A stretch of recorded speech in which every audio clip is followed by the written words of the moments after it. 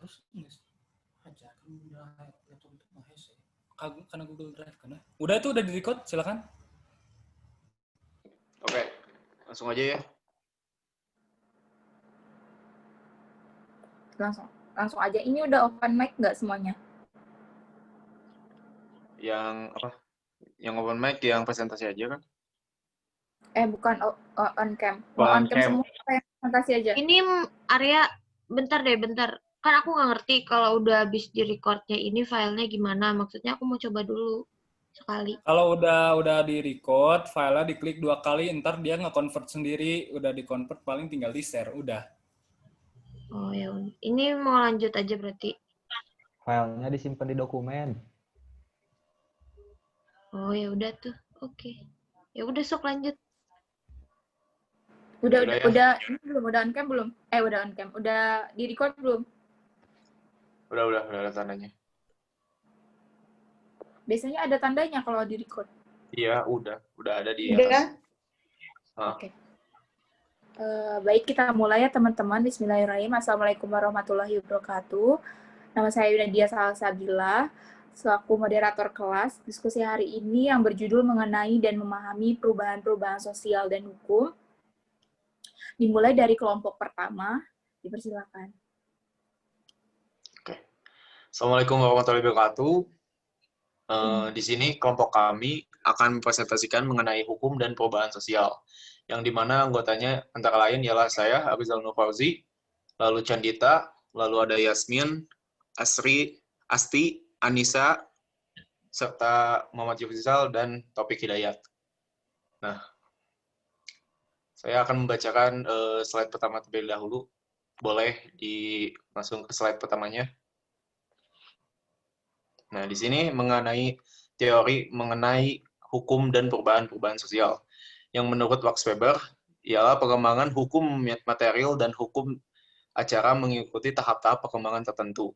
Mulai dari bentuk sederhana yang didasarkan pada karisma sampai pada tahap termaju di mana hukum disusun secara sistematis serta dijalankan oleh orang yang telah mendapatkan pendidikan dan latihan di bidang hukum. Jadi perubahan yang terjadi pada sistem sosial dan masyarakat yang mendukung sistem hukum yang bersangkutan. Lalu dilanjut di slide kedua. Nah, di sini ada perubahan sosial. Perubahan sosial yang terjadi di dalam suatu masyarakat dapat terjadi karena beberapa sebab. Sebab-sebab tersebut ada yang bersifat intern, yang berasal dari masyarakat, dan ekstern yang berasal dari luar masyarakat. Terdapat pula faktor-faktor yang mempermudah terjadinya perubahan apabila masyarakat yang satu melakukan kontak dengan masyarakat yang lain, atau yang telah memiliki sistem pendidikan yang maju. Ada pula faktor penghambat seperti sikap masyarakat yang berlaku mengagung-agungkan masa lampau tradisional. Nah, dilanjut oleh Asti. Silakan Asti. Selanjutnya, perubahan sosial dan perubahan hukum. Perubahan sosial dan perubahan hukum tidak selalu berlangsung bersama-sama. Artinya, pada keadaan-keadaan tertentu, perkembangan hukum mungkin tertinggal oleh perkembangan unsur-unsur lainnya dari masyarakat serta kebudayaan atau mungkin hal yang sebaliknya yang terjadi. Perubahan sosial, apabila terjadi suatu yang demikian, maka terjadilah suatu yang dinamakan sosial lag, yaitu suatu keadaan di mana terjadi ketidakseimbangan dalam perkembangan lembaga-lembaga kemasyarakatan yang mengakibatkan terjadinya kepincangan, tertinggalnya kaidah hukum juga dapat menyebabkan terjadinya suatu disorganisasi di mana kaidah lama telah pudar, sedangkan kaidah baru belum pudar di susunan, yang selanjutnya menyebabkan anomi yang suatu keadaan yang kacau. Selanjutnya akan dijelaskan oleh Nisa.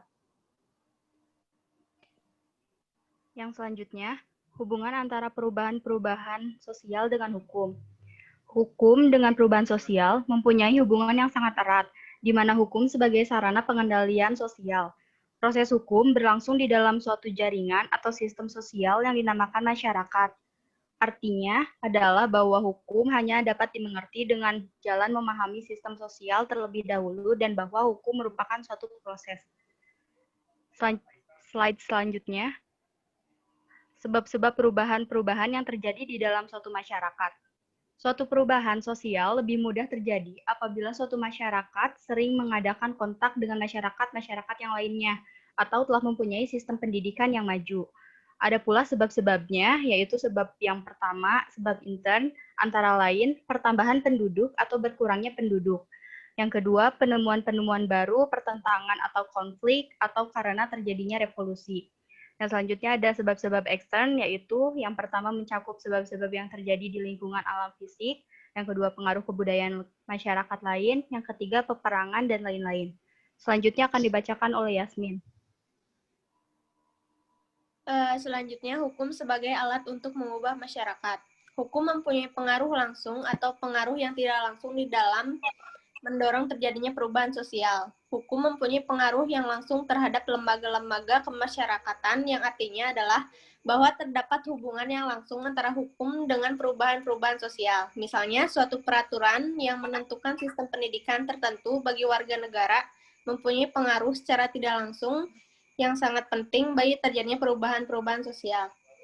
Selanjutnya, hukum masih menyambung. Kaidah-kaidah hukum sebagai alat untuk mengubah masyarakat mempunyai peranan penting terutama dalam perubahan-perubahan yang dikehendaki atau perubahan-perubahan yang direncanakan. Dengan perubahan-perubahan yang dikehendaki dan direncanakan dimaksudkan sebagai suatu perubahan yang dikehendaki dan direncanakan oleh warga masyarakat yang berperan sebagai pelopor masyarakat. Dan dalam masyarakat yang sudah kompleks, di mana birokrasi memegang peranan penting, tindakan-tindakan sosial mau tidak mau harus mempunyai dasar hukum untuk sahnya. Selanjutnya oleh Candita. Selanjutnya masih sambungan dari hukum sebagai alat untuk mengubah masyarakat. Maka apabila pemerintah ingin membentuk badan-badan yang berfungsi untuk mengubah masyarakat atau secara terencana, maka hukum diperlukan untuk membentuk badan tapi serta untuk menentukan dan membatasi kekuasaannya.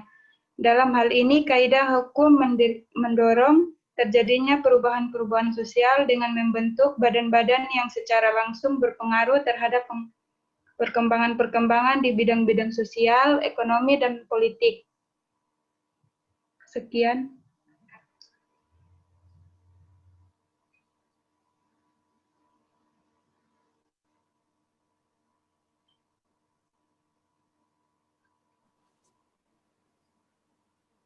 Baik, gitu mungkin ya dari paparan kelompok 1. Apabila teman-teman yang ingin bertanya, dipersilakan untuk bertanya.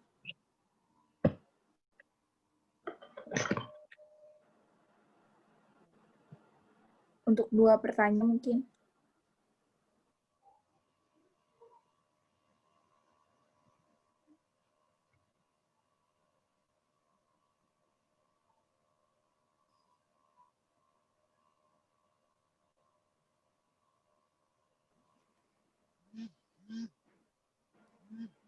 Baik, mungkin teman-teman sesi pertanyaan di akhir saja ya. Lanjut aja di kelompok 2 untuk presentasi.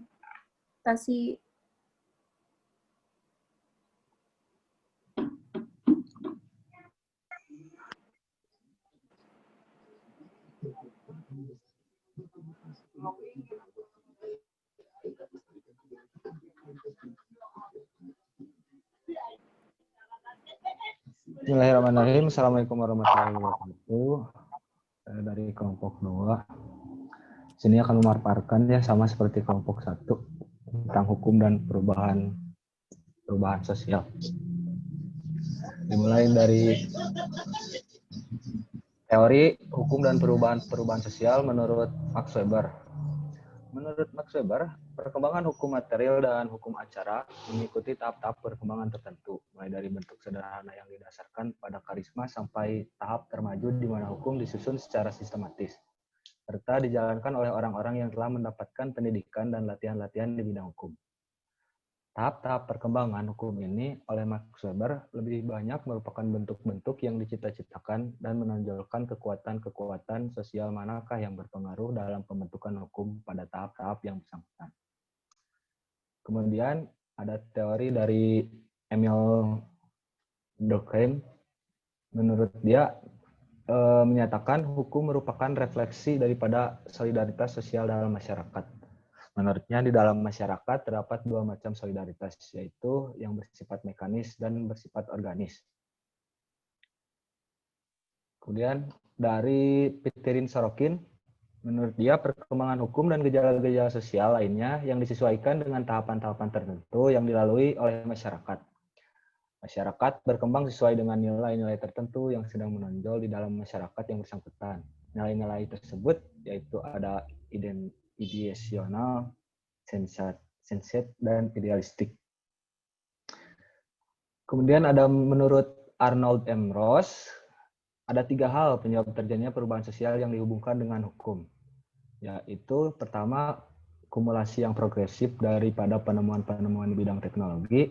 Yang kedua, kontak atau konflik antara kebudayaan. Dan ketiga, gerakan sosial atau social movement. Selanjutnya akan dijelaskan oleh teman saya, Riri. Di sini ada hubungan antara perubahan sosial dengan hukum. A. Faktor internal. Pertambahan penduduk atau berkurangnya penduduk, penemuan-penemuan baru, pertentangan atau konflik. Kedua, ekstern, meliputi sebab-sebab yang berasal dari lingkungan, alam fisik, pengaruh kebudayaan masyarakat lain, peperangan, dan sebagainya.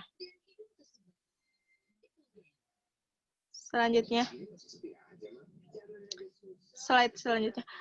Faktor-faktor yang memperlambat terjadinya perubahan sosial antara lain sikap masyarakat, mengagung-agungkan masa lampau, adanya kepentingan-kepentingan yang tertanam dengan kuat, prasangka terhadap hal-hal yang baru atau asing.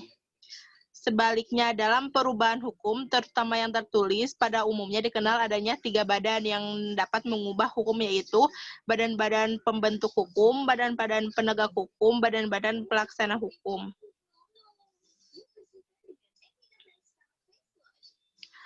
Perubahan-perubahan sosial dan perubahan-perubahan hukum atau sebaliknya tidak selalu berlangsung bersama-sama, dan jika hal semacam ini terjadi, maka terjadilah suatu sosial leg, yaitu suatu keadaan di mana terjadi ketidakseimbangan dalam perkembangan lembaga-lembaga kemasyarakatan yang mengakibatkan terjadinya kepincangan-kepincangan. Selanjutnya akan dipresentasikan oleh Sabrina. Hukum sebagai alat untuk mengubah masyarakat, dalam arti bahwa hukum mungkin dipergunakan sebagai suatu alat oleh agent of change atau pelopor perubahan, adalah seorang atau sekelompok orang yang mendapat kepercayaan dari masyarakat sebagai pemimpin satu atau lebih lembaga-lembaga kemasyarakatan.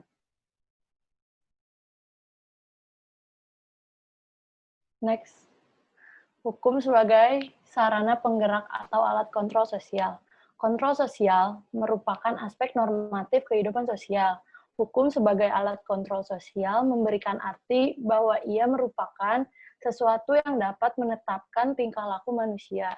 Tingkah laku ini dapat didefinisikan sebagai sesuatu yang menyimpang terhadap aturan hukum. Sebagai akibatnya, hukum dapat memberikan sanksi atau tindakan terhadap si pelanggar. Selanjutnya akan dibacakan oleh Nabila.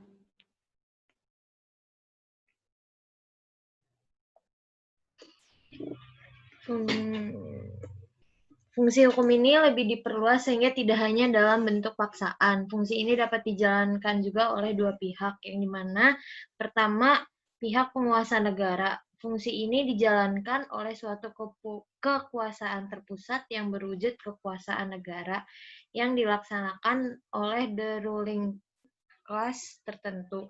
Hukumnya biasanya dalam bentuk hukum tertulis dan perundang-undangan. Yang kedua, masyarakat. Fungsi ini dijalankan sendiri oleh masyarakat dari bawah. Hukumnya biasanya berbentuk tidak tertulis atau hukum kebiasaan. Next.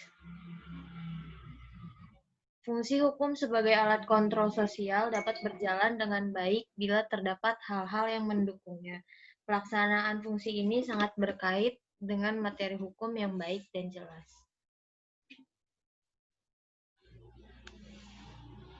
Terima kasih.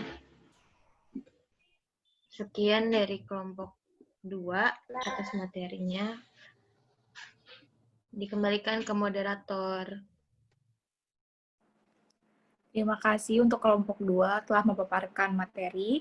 Selanjutnya kelompok 3 dipersilakan untuk memaparkan materi masih konteks yang sama, perubahan-perubahan sosial dan hukum.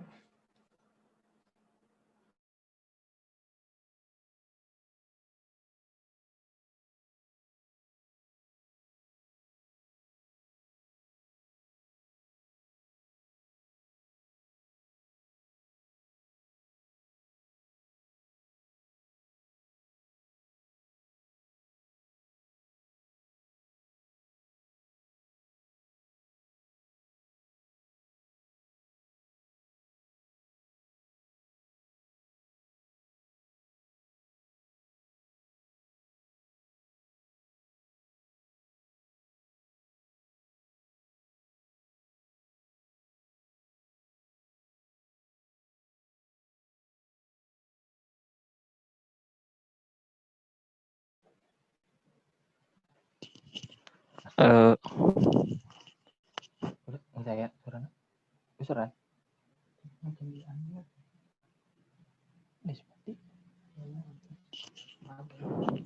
Tes. Ada suaranya? Ada. Nah, Assalamualaikum warahmatullahi wabarakatuh. Waalaikumsalam warahmatullahi wabarakatuh. Kami dari kelompok 3 ingin mempresentasikan hasil diskusi kami.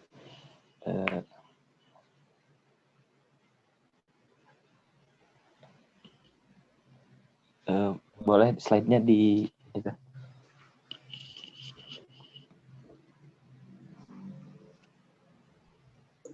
Arya, punten PPT-nya boleh share screen-nya dikeakuin nggak? Untuk share screen ini bisa semua kok, tanpa ada hambatan juga bisa langsung. Yang ini harus dikeluarin. Cuman yang Yona harus dikeluarin dulu ini.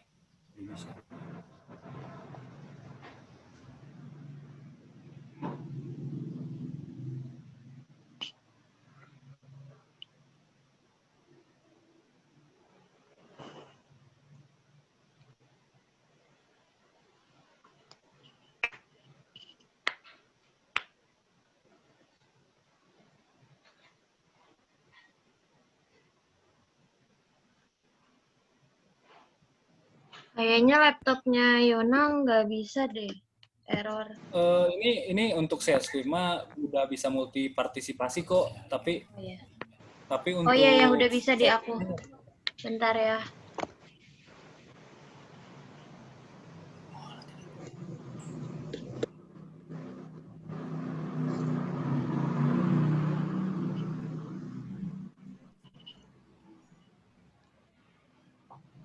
Saya slide 1.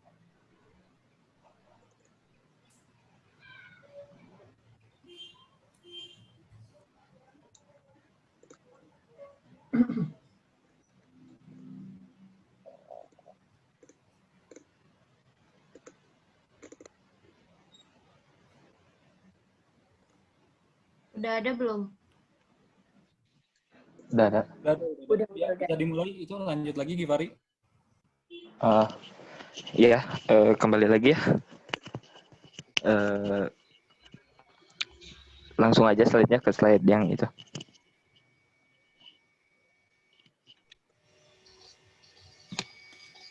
Atau, slide pertama akan dibacakan oleh teman saya. Mangga. Assalamualaikum warahmatullahi wabarakatuh. Waalaikumsalam warahmatullahi wabarakatuh. Di sini saya akan menambahkan presentasi dari kelompok 1 dan 2 tentang teori perubahan sosial dan hukum. Dasar kajian dari ilmu sosial adalah mempelajari fenomena kehidupan masyarakat. Dalam perkembangannya, objek studi yang sama, orang dapat memiliki fokus yang berbeda dan memiliki sudut pandang berbeda. Manusia adalah makhluk sosial. Kajian terkait bagaimana manusia berinteraksi apa yang terjadi yang ketika berinteraksi dan bagaimana interaksi berdampak terhadap perubahan sosial adalah kajian yang paling menarik dalam kehidupan manusia. Sosiologi hukum, kata Sutandio, ialah cabang kajian sosiologi. Sosiologi hukum akan banyak memusatkan pada ihwal hukum yang terwujud sebagai bagian dari pengalaman dalam pengalaman hidup masyarakat sehari-hari. Sosiologi hukum mempelajari hukum sebagaimana ada dan terwujudkan di tengah-tengah masyarakat.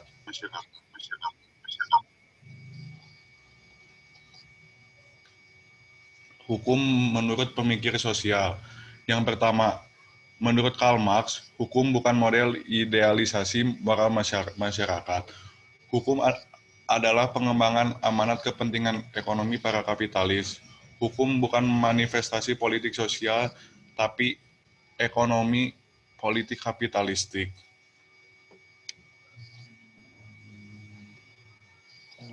Slide selanjutnya, Emily Durkheim. Hukum merupakan moral sosial yang pada hakikatnya adalah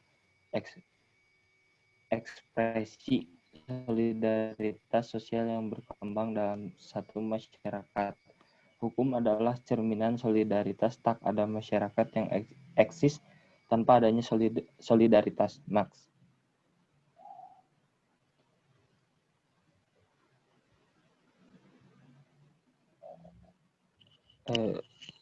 Max Weber, hukum memiliki rasionalitasnya yang substansif, tatkala substansi hukum terdiri dari aturan-aturan umum in abstracto yang siap diedukasikan guna menghukumi berbagai kasus yang konkret.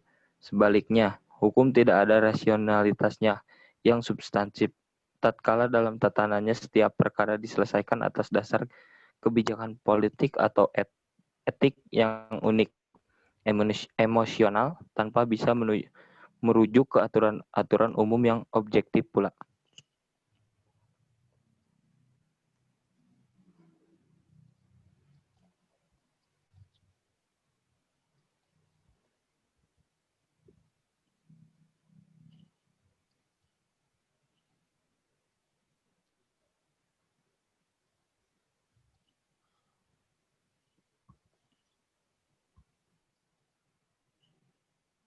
Untuk slide selanjutnya akan dibacakan oleh teman saya.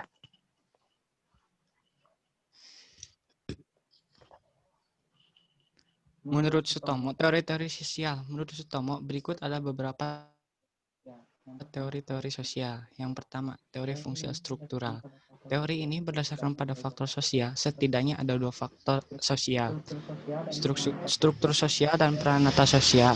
Teori ini menekankan pada keberaturan, harmoni, komplementer, dan terintegrasi. Teori ini mengabaikan konflik dan perubahan-perubahan dalam masyarakat tokoh. Tokoh pemikiran ini antara lain Ritzel 1980, Polma 1980, dan Turner 1986.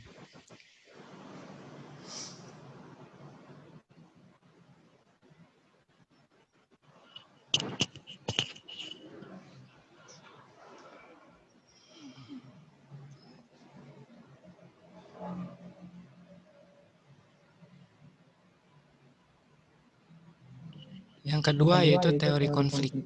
Teori dibangun dari paradigma teori fungsional struktural, yaitu fakta sosial. Pertama, menurut teori fungsional, struktural masyarakat berada dalam posisi yang statis dan bergerak dalam posisi seimbang. Tapi menurut teori ini, masyarakat selalu berada dalam proses perubahan yang ditandai oleh pertentangan yang terus-menerus di antara unsur-unsurnya. Kedua, teori fungsional. Struktural setiap elemen atau institusi dianggap saling memberi dukungan. Bagi teori konflik, setiap elemen memberi sumbangan bagi disintegrasi sosial. Ketiga, teori fungsional. Melihat anggota masyarakat terikat secara formal oleh norma-norma, nilai, dan moralitas umum, tapi bagi teori konflik, keteraturan masyarakat itu adalah akibat dari tekanan dan pemaksaan dari golongan yang berkuasa. Bukan berdasarkan konsensus. Sentral dari teori ini adalah wewenang dan posisi. Yang keduanya menjadi faktor penentu konflik sosial. Tokoh teori ini adalah Labdach Rendorf.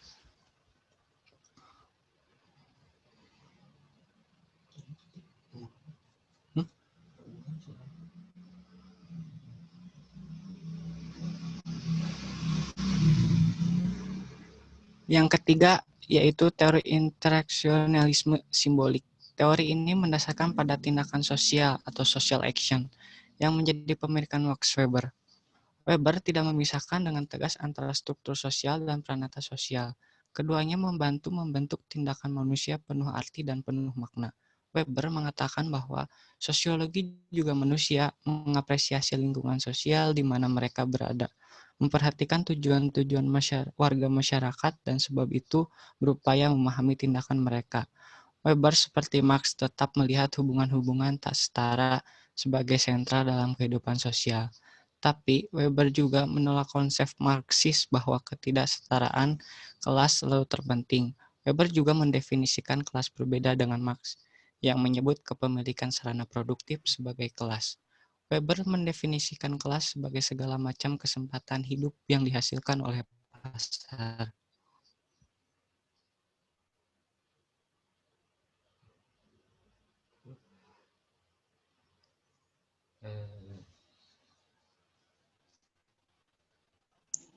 Perubahan hukum, Lawrence Friedman. Perubahan hukum sudah pasti terjadi, tinggal besar ataupun kecilnya. Perubahan hukum sangat tergantung pada perubahan sosial. Tidak semua perubahan hukum terjadi dalam level yang besar. Kebanyakan terjadi dalam skala kecil. Perubahan jenis apapun, termasuk penambahan titik koma dalam undang-undang adalah contoh dari perubahan hukum. Ada 4 tipe perubahan hukum. Perubahan yang berawal dari luar sistem hukum, yakni dari masyarakat tetapi hanya mempengaruhi sistem hukum saja dan berhenti di sana.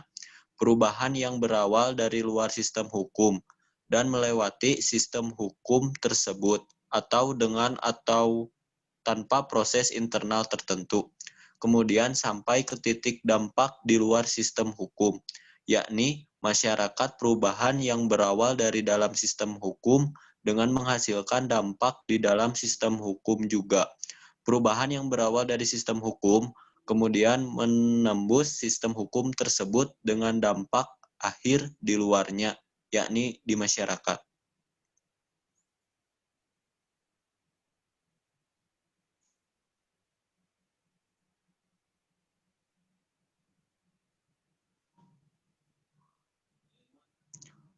Hubungan hukum dan perubahan sosial.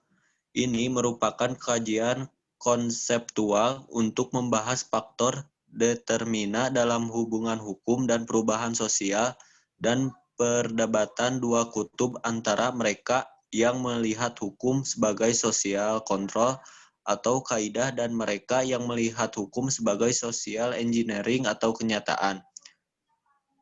Hasil dari pembahasan didapat kesimpulan bahwa secara umum hukum berubah karena berubahnya elemen-elemen lain dalam kehidupan, terutama bertambahnya penduduk, penemuan teknologi, perkembangan ilmu pengetahuan, reformasi, revolusi, dan juga peperangan. Namun demikian bukan berarti hukum selalu berada pada posisi dependen. Sebab banyak juga hasil-hasil positif yang bisa dibuktikan bagaimana kemudian hukum menjadi pelopor terjadinya perubahan sektor lain, baik lewat aturan perundang-undangan maupun lewat putusan pengadilan. Penggunaan hukum sebagai sarana perubahan sosial itu sendiri melahirkan perdebatan panjang. Ini terjadi akibat berbedanya cara pandang dalam memaknai fungsi hukum. Perdebatan ini terjadi terutama antara mereka yang melihat hukum sebagai kaidah versus hukum sebagai kenyataan. Penggunaan hukum sebagai social engineering itu sendiri dapat ditempuh lewat peraturan perundang-undangan dan juga putusan pengadilan.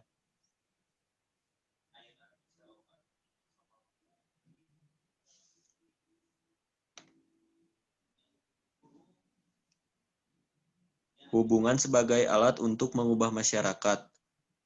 Menurut teori hukum, bahwasanya hukum memainkan peranan yang penting dalam suatu masyarakat dan bahkan mempunyai multifungsi untuk kebaikan masyarakat demi mencapai keadilan, kepastian hukum, ketertiban, kemanfaatan, dan lain-lain tujuan hukum. Akan tetapi keadaan sebaliknya dapat terjadi bahkan sering terjadi, di di mana penguasa negara menggunakan hukum sebagai alat untuk menekan masyarakat, agar masyarakat dapat dihalau ke tempat yang diinginkan oleh penguasa negara.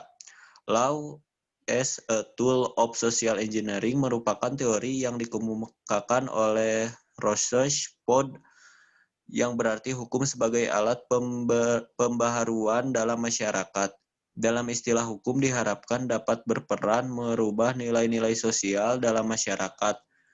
Adapun yang menjadi penunjang atau pendukung atas teori hukum yang dapat merekayasa masyarakat atau law as tool social engineering yang dikemukakan oleh Rutherford dan adalah teori tentang efektivitas dan validasi hukum.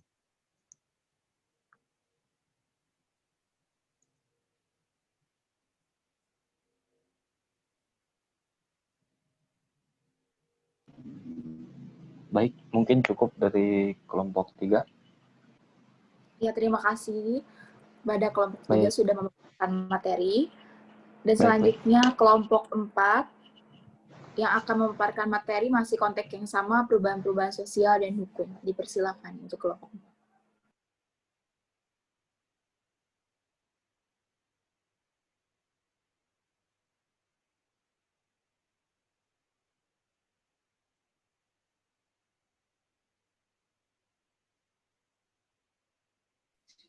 Assalamualaikum warahmatullahi wabarakatuh. Kami dari kelompok 4 akan membahas mengenai perubahan-perubahan sosial dan hukum. Slide selanjutnya.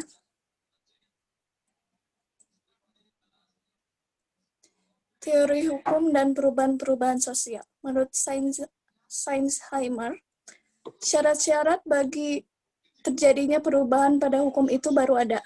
Manakala dengan terjadinya perubahan-perubahan,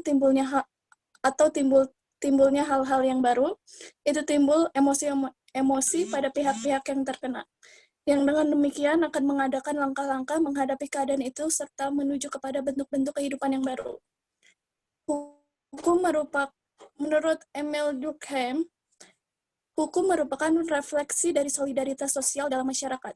Menurutnya di dalam masyarakat terdapat 2 macam solidaritas, yaitu bersifat mekanis yang terdapat pada masyarakat yang sederhana dan homogen, di mana ikatan dari warganya didasarkan pada hubungan-hubungan pribadi serta tujuan yang sama, serta yang bersifat organis.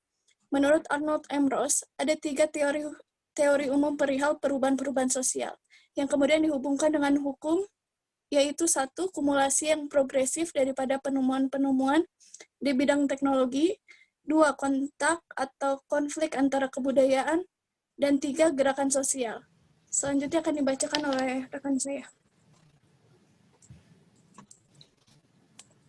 Baik, bismillahirrahmanirrahim. Hubungan antara perubahan sosial dengan hukum. Masyarakat senantiasa mengalami perubahan. Perbedaan perubahan yang satu dengan yang lain ditentukan pada sifat atau tingkat perubahan itu sendiri. Begitu juga halnya dengan perubahan hukum. Perubahan hukum terjadi apabila 2 unsurnya telah bertemu pada satu titik singgung, yaitu yang pertama, keadaan baru yang timbul. Dan yang terakhir, kesadaran akan perlunya perubahan pada masyarakat yang bersangkutan itu sendiri. Faktor-faktor perubahan sosial adalah yang pertama, masalah kependudukan. Yang kedua, kebudayaan. Yang ketiga, struktur masyarakat dan teknologi. Dan yang terakhir adalah faktor global. Untuk slide selanjutnya akan dibacakan oleh rekan saya. Hukum sebagai sarana kontrol sosial. Kontrol sosial sebagai sarana kontrol sosial, hukum diartikan sebagai suatu proses yang dilakukan untuk mempengaruhi, termasuk merubah atau mereformasi orang-orang agar bertingkah laku sesuai dengan harapan masyarakat. Dalam teori ini jelas mengisyaratkan posisi fungsional hukum yang bertindak sebagai kekuatan yang mengawasi roda kehidupan bermasyarakat. Hukum sebagai sarana social engineering. Hukum sebagai sarana rekayasa, social engineering by law, atau bisa juga sebagai alat agent of change. Yang dimaksud di sini, agent of change adalah seseorang atau beberapa orang sebagai bagian dari anggota masyarakat yang diberi amanah untuk memimpin lembaga kemasyarakatan sehingga mempunyai kesempatan untuk mengolah sistem sosial yang bersangkutan secara teratur dan terencana, social engineering atau social planning. Dan perubahan tersebut selalu dalam pengawasan agent of change. Suatu perubahan sosial yang dikehendaki atau direncanakan selalu berada di bawah pengendalian dan pengawasan pelopor perubahan tersebut. Dengan demikian dapat dipahami bahwa peran hukum sebagai alat untuk mengubah masyarakat dan atau masyarakat mengubah hukum.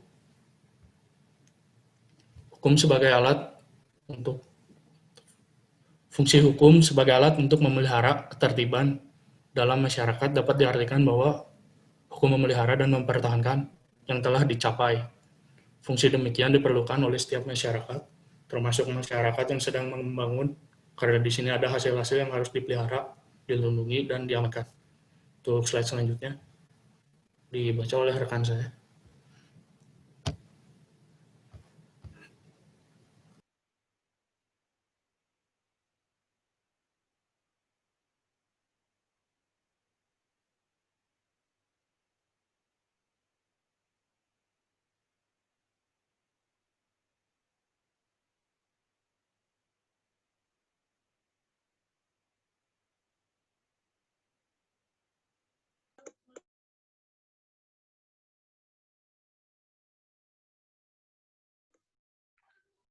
Ulul, maaf boleh kirim PPT-nya format PowerPoint nggak?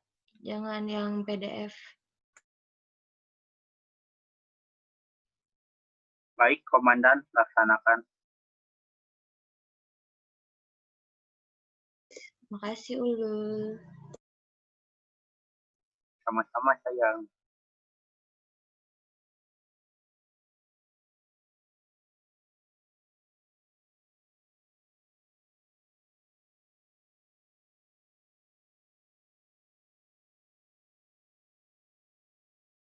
Bill, nggak ada format PPT-nya, cenah. Nggak ada, ya udah tuh, bentar-bentar. Nggak apa-apa gitu. Iya, nggak apa-apa, bentar. Makasih, Nabila.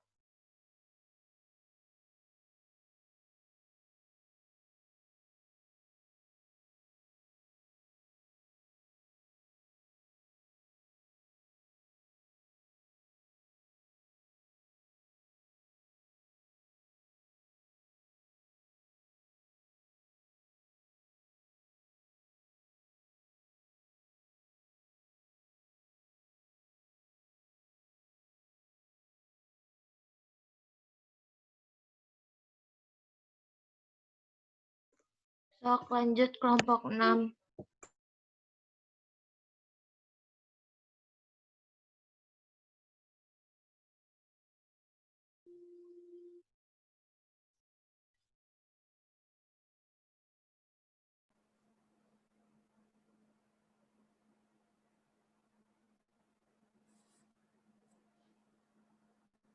Oke, untuk kelompok 6 mungkin masih konteks yang sama tentang perubahan sosial dan hukum. Moderator dari kelompok 6-nya mana?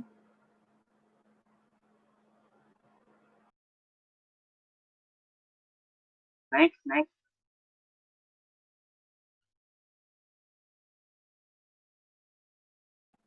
Ya, Ulul, silakan.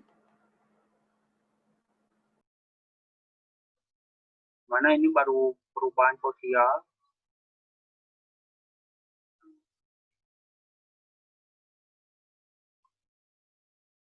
Latar belakang dari perubahan sosial dan hukum.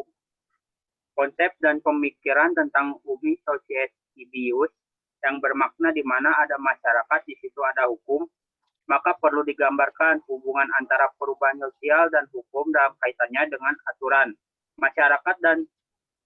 Masyarakat ada dan menciptakan hukum. Masyarakat berubah, maka hukum pun berubah. Perubahan hukum melalui dua bentuk, yakni masyarakat berubah terlebih dahulu, baru hukum datang mengesahkan perubahan itu atau perubahan pasif, dan bentuk lain yaitu hukum sebagai alat mengubah ke arah yang lebih baik atau law as a tool of social engineering. Selanjutnya akan dibacakan oleh teman saya. Selanjutnya, yang pertama yaitu pengertian perubahan sosial dan hukum. Literatur sosiologi terhadap perubahan sosial menekankan perubahan alteration dalam struktur dan fungsi dari masyarakat dan perubahan dalam hubungan sosial dari waktu ke waktu. Dan memandang hukum sebagai instrumen dari perubahan sosial, maka akan sangat membantu bila kita bisa menspesifikasikan identitas dari perubahan di tingkatan yang sedang terjadi di masyarakat. Yang kedua, yaitu hubungan perubahan sosial dan hukum. Hubungan perubahan sosial dan hukum di satu pihak menonjolkan segi dinamika dari suatu masyarakat yang dapat dikatakan merupakan ciri yang tetap dari setiap masyarakat. Di lain pihak, hukum sebagai gejala sosial merupakan sebagai suatu sarana untuk mempertahankan serta menjaga adanya ketertiban.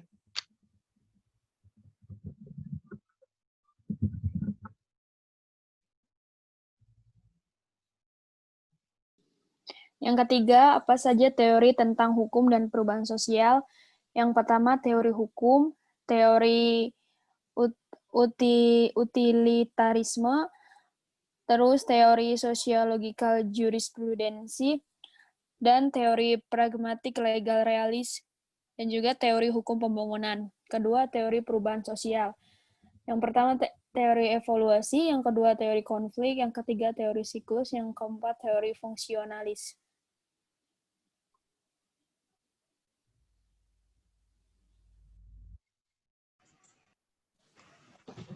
Lalu yang kemudian, peran hukum sebagai untuk mengubah masyarakat.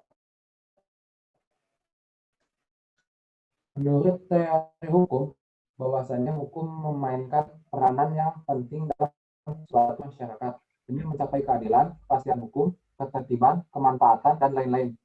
Tujuan hukum atau sosial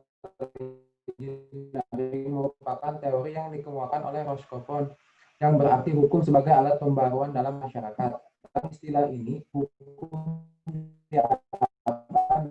adapun yang menjadi penunjang atau hukum atas teori hukum yang dapat merekayasa masyarakat yang dikemukakan oleh Roscoffon adalah teori tentang efektivitas dan validitas hukum. Mungkin selanjutnya akan disampaikan oleh rekan saya.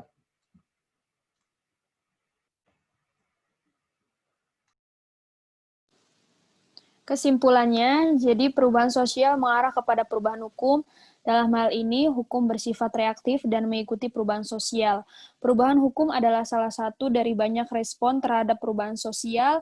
Seringkali respon hukum terhadap perubahan sosial yang sudah pasti melalui suatu tenggang waktu atau time lag akan menyebabkan perubahan sosial baru. Perubahan-perubahan sosial yang terjadi di dalam suatu masyarakat dapat terjadi oleh bermacam-macam sebab. Sebab tersebut dapat berasal dari masyarakat itu sendiri, atau intern, maupun di luar masyarakat tersebut atau ekstern. Hukum berperan penting dalam mendorong terjadinya perubahan sosial.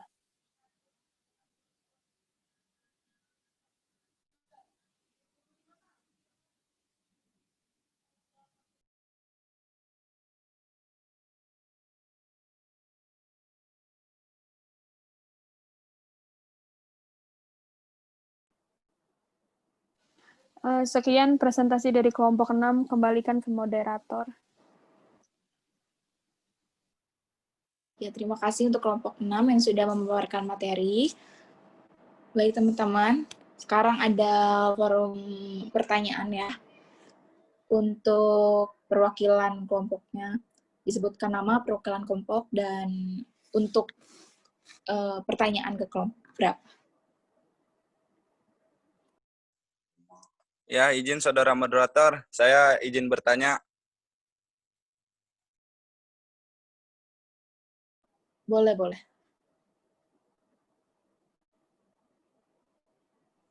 Bisa dimulai pertanyaannya? Bisa. Perkenalan diri dulu. Ya, baik. Assalamualaikum warahmatullahi wabarakatuh. Selamat malam. Nama saya Taufik Muhammad Oktavian, NPM 18223, perwakilan dari kelompok 5. Ya, baik, untuk pertanyaannya mengenai hukum sebagai alat yang mengatur masyarakat. Ya, pertanyaannya bagaimana prosesnya hukum bisa mengatur masyarakat dari segi sosiologis. Baik, segitu saja dari saya pertanyaannya. Terima kasih, Saudara Moderator. Terima kasih. Izin moderator. Boleh Gom. Oke. Baik, perkenalkan nama saya Gom Tua Siombing. Saya dari perwakilan. Sorry Gom. Tadi Taufik buat nanya ke kelompok mana?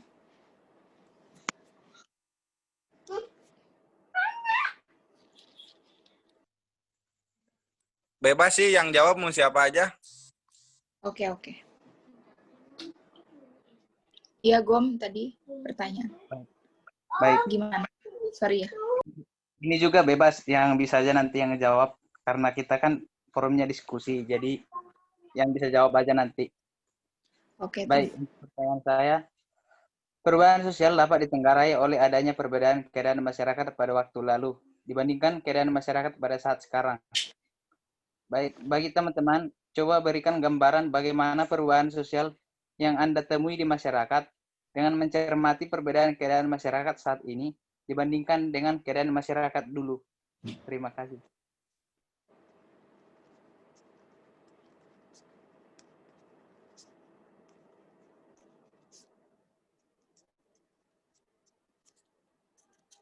Terima kasih Gom.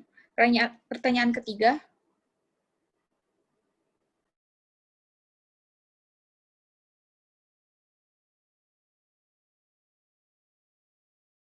Untuk pertanyaan ketiga kayaknya di forum chat itu ada dari Ilman Rizal, Yuna. Oh, oke. Aku bacainnya pertanyaan dari Ilman Rizal. Bagaimana peranan sosiologi hukum dalam menjadikan hukum sebagai alat mengatur masyarakat?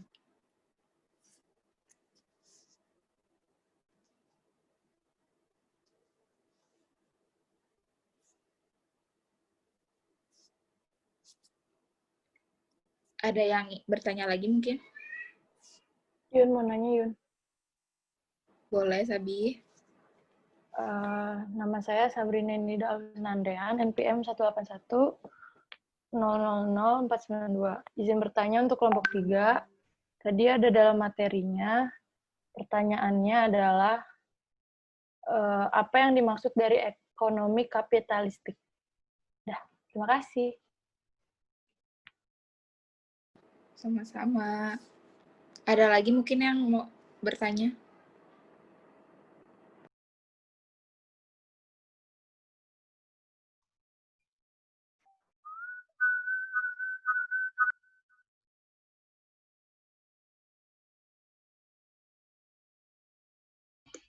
Itu Arya nanya di forum chat, Yun, maaf.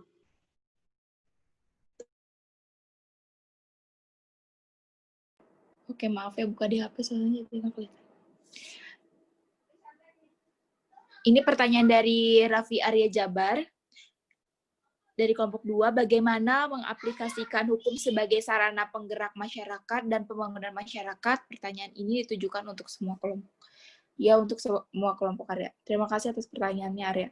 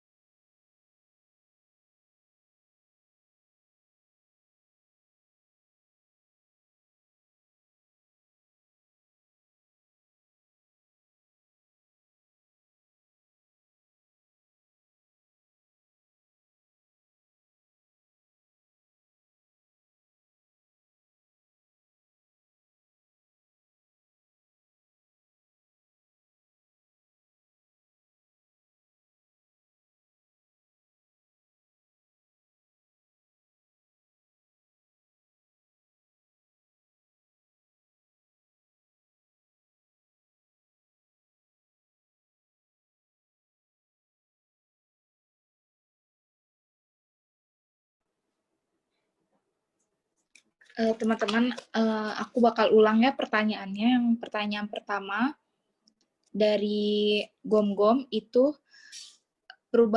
gambaran, jadi teman-teman, pendapat teman-teman tentang gambaran proses perubahan sosial di masa sekarang dan masa lampau. Dan juga ada pertanyaannya Sabrina, apa yang dimaksud dengan ekonomi kapitalistik?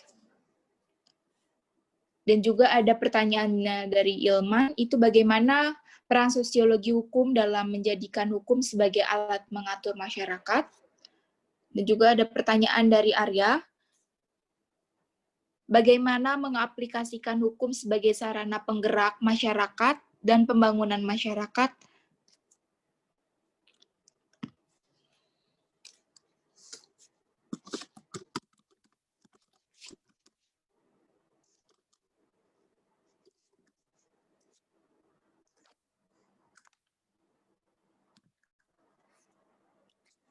Dan pertanyaan Taufik, Taufik boleh diulang nggak?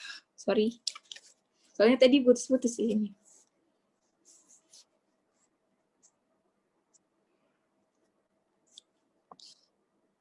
Taufik, Ya, boleh pertanyaannya diulang? ya boleh. Ya, tadi pertanyaan dari saya, bagaimana prosesnya hukum bisa mengatur masyarakat dari segi sosiologis? Udah, Yun?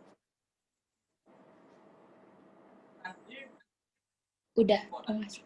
Jadi pertanyaan dari Taufik, bagaimana proses hukum bisa mengatur dari segi sosiologis? Terima kasih Taufik.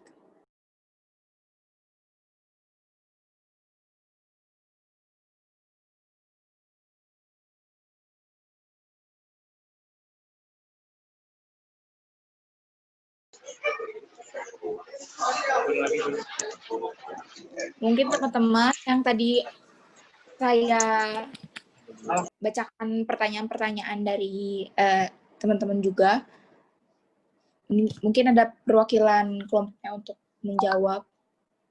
Apa ada yang mau menjawab dari pertanyaan-pertanyaan?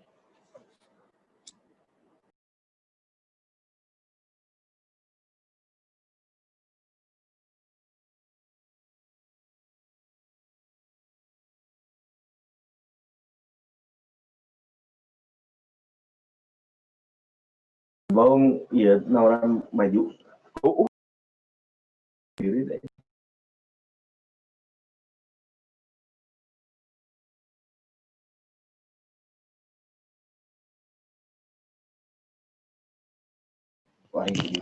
Untuk pertanyaan dari Sabrina boleh di chat di kolom chat.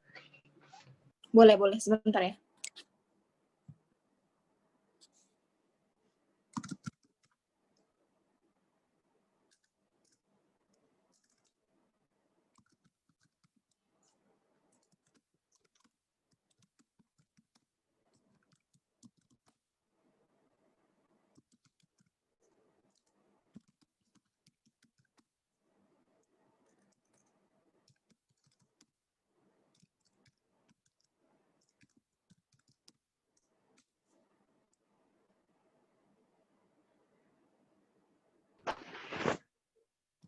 Boleh izin menjawab nggak?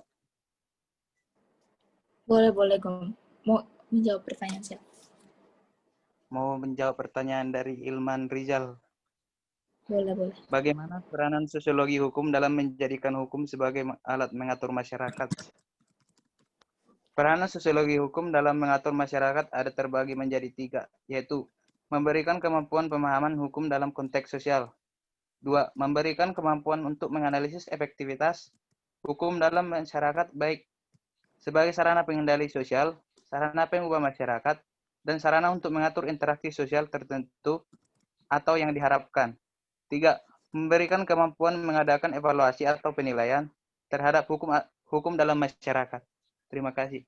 Jika ada tambahan, boleh ditambahkan. Terima kasih, Gom.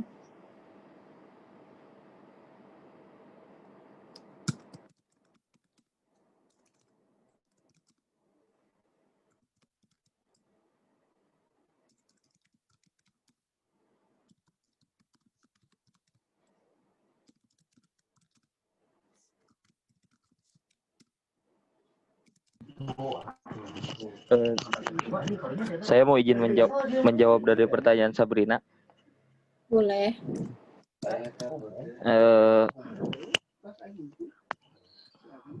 Bentar ya.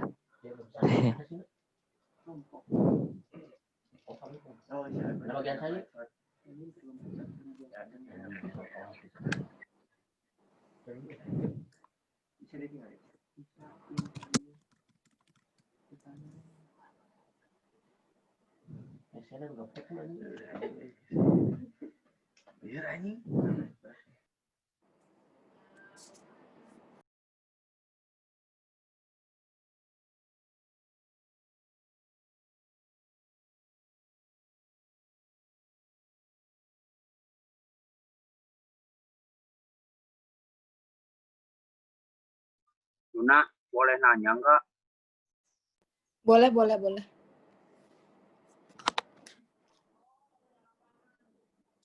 Mau nanya, buat yang mau jawab boleh sok. Menurut William F. Osborne, perubahan sosial menekankan pada kondisi teknologis yang menyebabkan terjadinya perubahan pada aspek-aspek kehidupan sosial. Coba Anda berikan contoh berdasarkan realita yang dapat ditemui dalam kehidupan masyarakat kita saat ini. Ini pertanyaannya aku ketik di chat ya. Boleh. Terima kasih Bu atas pertanyaannya.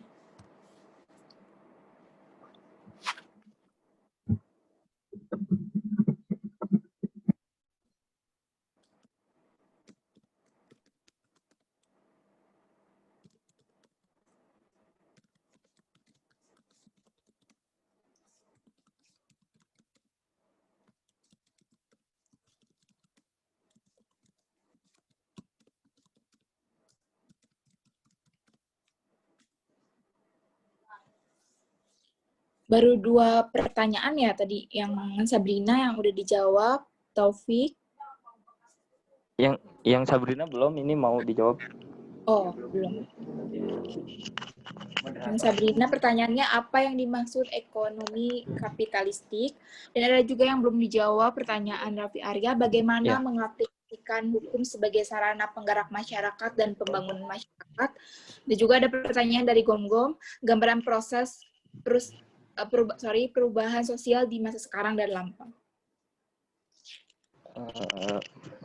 Assalamualaikum warahmatullahi wabarakatuh. Izin menjawab dari pertanyaan Sabrina. Sistem ekonomi kapitalis adalah merupakan sebuah sistem organisasi ekonomi yang dicirikan oleh hak milik private atas alat-alat produksi dan distribusi dan pemanfaatannya untuk mencapai laba dan dalam kondisi yang sangat kompetitif. Kapitalisme ini hasil dari pemikiran Adam Smith. Smith adalah tokoh mazhab klasik di mana para ahli ekonomi dunia menilai bahwa pemikiran mazhab klasik merupakan dasar sistem ekonomi kapitalis. Doktrin yang diajarkan melalui bukunya The Wealth of Nations menerangkan pilar-pilar dari kapitalisme dengan konsep laissez-faire dan prinsip the invisible hand. Inilah yang menjadikan pijakan dalam kerangka dasar teori sistem ekonomi kapitalis, yaitu tentang barang dan jasa, struktur harga, yakni harga dalam area produksi, harga dalam menentukan konsumsi, dan harga dalam metode menentukan produksi. Dasar pemikiran teori Adam Smith mampu bertahan sampai terjadi depresi ekonomi tahun 1929. Pada saat itu, James Keynes tampil dan berhasil mengungkapkan suatu teori bahwa sistem ekonomi yang baru dan lebih baik dapat dibangun. Pemikiran Keynesian memerlukan adanya intervensi pemerintah dalam menentukan kebijakan ekonomi. Mungkin cukup. Terima kasih. Terima kasih, Gifari.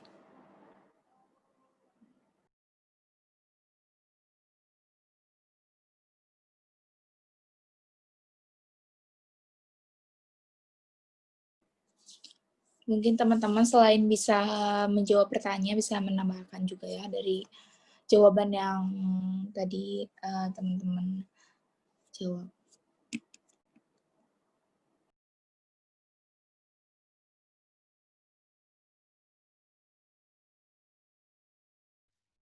pertanyaan aku udah di chat, Yun. Terima kasih Ulul. Udah ada di grup ya. Saya dilihat. Gimana?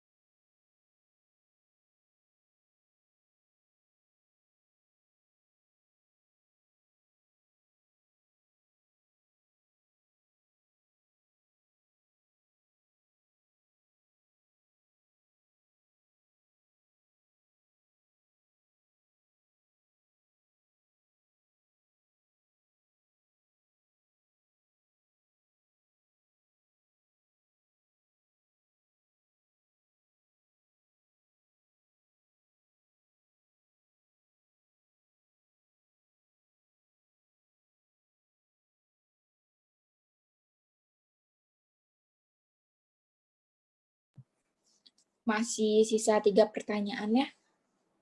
Mau diulang pertanyaannya. Yang pertama dari Gom-Gom, gambaran proses perubahan sosial di masa sekarang dan lampau.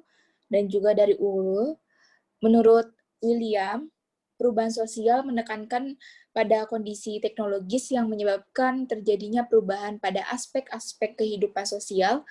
Coba Anda berikan contohnya berdasarkan realita yang dapat ditemui dalam kehidupan masyarakat saat ini. Dan juga ada pertanyaan dari Rapi Arya, bagaimana mengaplikasikan hukum sebagai sarana penggerak masyarakat dan pembangunan masyarakat. Boleh izin menjawab nggak dari pertanyaan si Ulul? Boleh, boleh. Maaf kalau salah ya. Baik. Nggak apa-apa, Gom. Gak apa-apa, Gom. Manusia aja salah semua. Siap, Lul. Perubahan sosial menekankan pada kondisi teknologis yang menyebabkan terjadinya perubahan pada aspek-aspek kehidupan sosial. Coba Anda berikan contoh berdasarkan realita yang Anda dapat ditemui dalam kehidupan masyarakat saat ini. Contoh yang dapat saya temui pada kehidupan masyarakat saat ini yaitu seperti penggunaan media sosial yang berlebihan, menyebabkan kecanduan dan membuat perubahan sosial dalam kehidupan masyarakat. Terima kasih.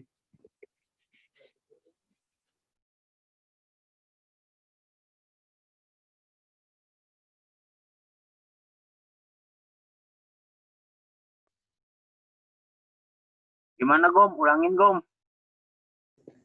Baik. Ulul mah. Gimana sih, Lul? Contohnya itu, contoh yang sering ditemui di masyarakat yaitu penggunaan media sosial yang berlebihan sehingga menyebabkan kecanduan kepada masyarakat dan membuat perubahan sosial dalam kehidupan bermasyarakat. Itu, Lul. Oh, baik, Gom. Oke. Makasih, Gom. Yuk, siap. Terima kasih, Gom-Gom. Ada 2 Sama-sama. pertanyaan lagi yang belum bisa dijawab. Buat teman-teman, pertanyaannya Rapi Arya, bagaimana mengaplikasikan hukum sebagai sarana penggerak masyarakat dan pembangunan masyarakat? Dan juga ada pertanyaan dari Gonggong, gambaran proses perubahan sosial di masa sekarang dan masa lampau.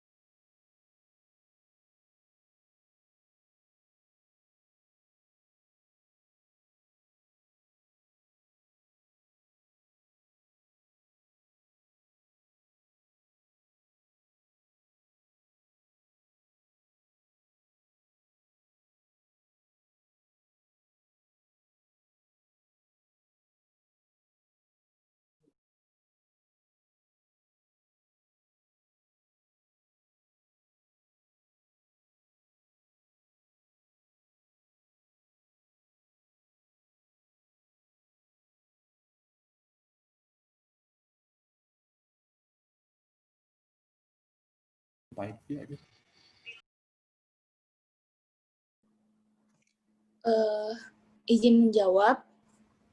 Nama saya Yunadia Salsabila dari pertanyaannya Gonggom. Itu gambaran perubahan sosial dari masyarakat masa sekarang dan masa lampau.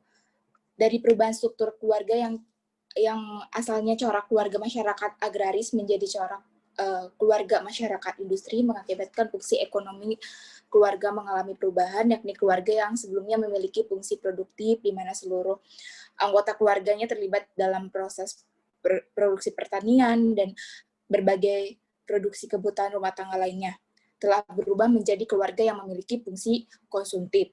Perubahan ini sebagai akibat dari kepala keluarga yang beralih pekerjaan di sektor industri tidak bertani lagi, bahkan para istri mulai bisa bekerja di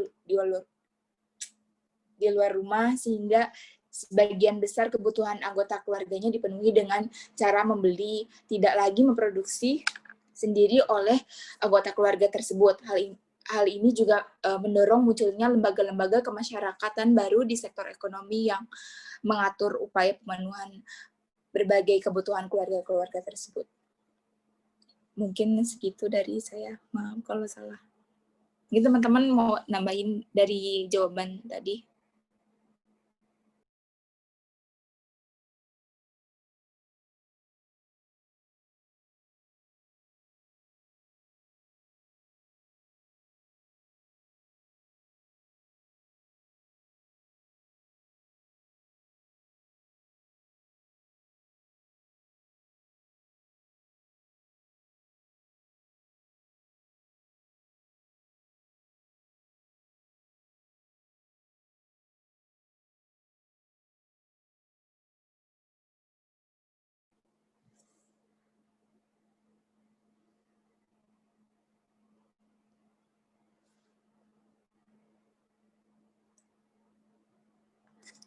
Teman-teman, udah dicukupkan sekian dulu kali ya. Terima kasih atas partisipasinya teman-teman dalam diskusi hari ini dengan judul dengan pengenalan dan memahami perubahan-perubahan sosial dan hukum. Segitu dulu.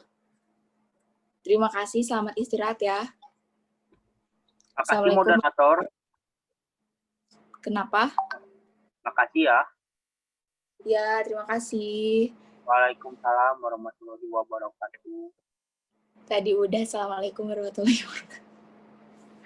Waalaikumsalam.